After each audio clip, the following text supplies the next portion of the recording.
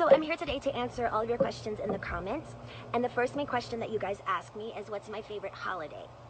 My favorite holiday is probably Halloween, just because I love getting dressed up, I love the candy, and I love scaring people.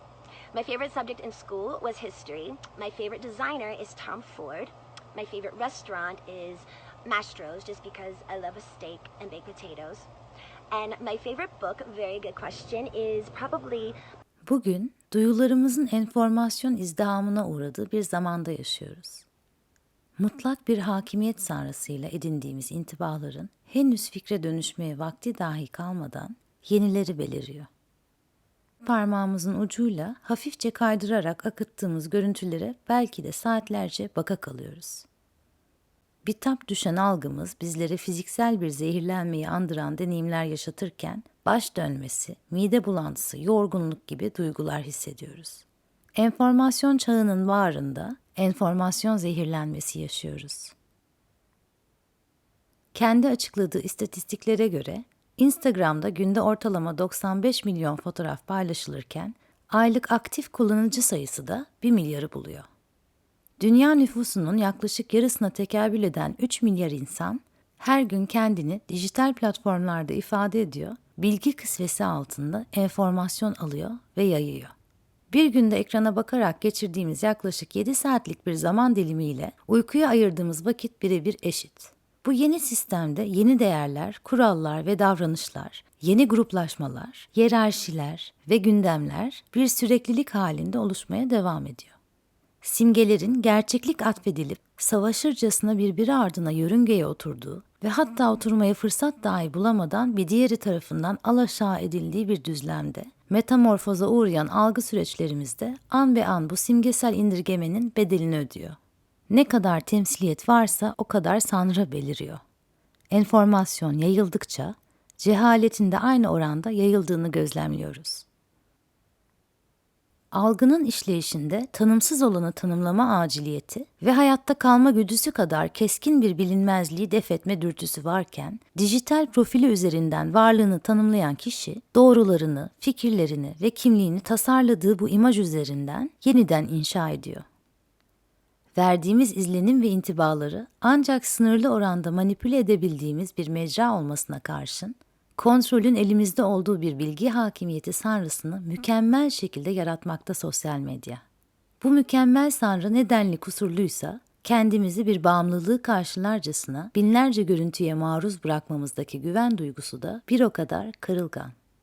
Ana akım medyanın çoktan kemikleştirmiş olduğu belirli kodların izinde sonsuz sayıda yenilerini üreten, beğeni sayısının resmi bir onay belgesi işlevi gördüğü, takip sayısının ise başarı endeksini oluşturduğu, varlığımızı tanımlamak uğruna hayatımızın tüm detaylarını açıkça paylaştığımız, ancak mutlak bir güvenli, tutarlı alan yaratımının imkansız olduğu bir ortam burası.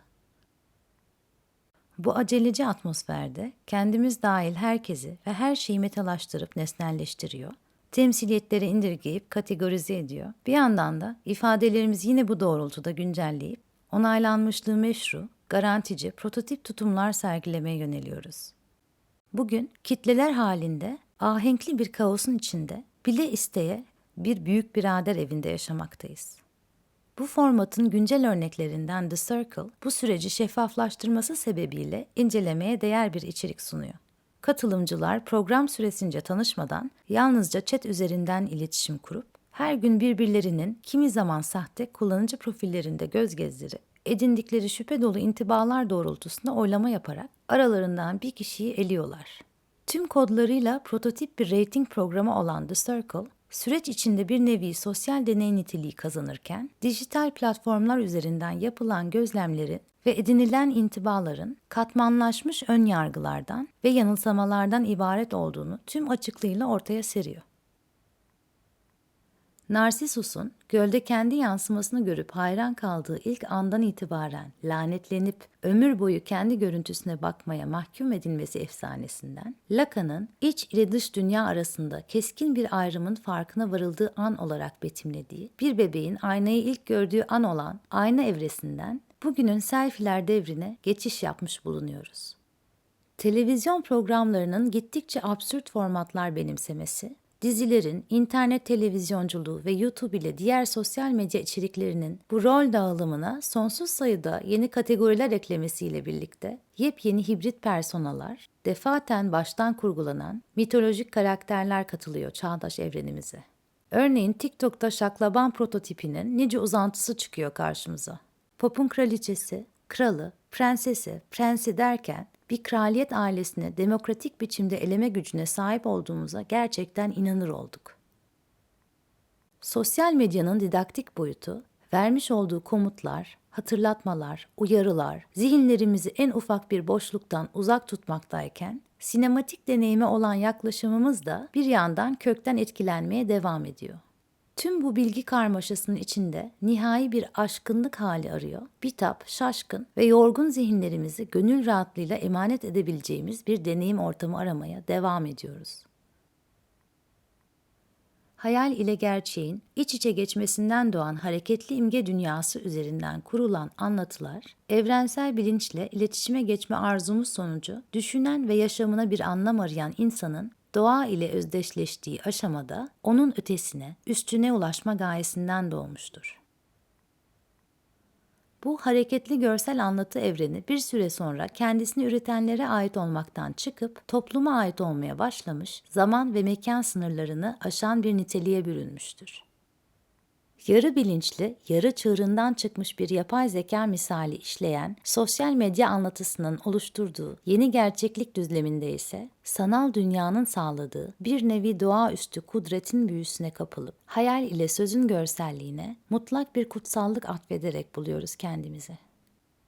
Platon'un mağara alegorisindeki duvara yansıyan gölgelerden oluşan, ulaşılamayan bir gerçeklik kavramından katmanlarca üretilmiş, çoğaltılmış dijital kolajlar halinde veya teknik bir hata vermişçesine yeni sayfa açan bir gerçeklik izdihamına geçiş yapmış bulunuyoruz bugün.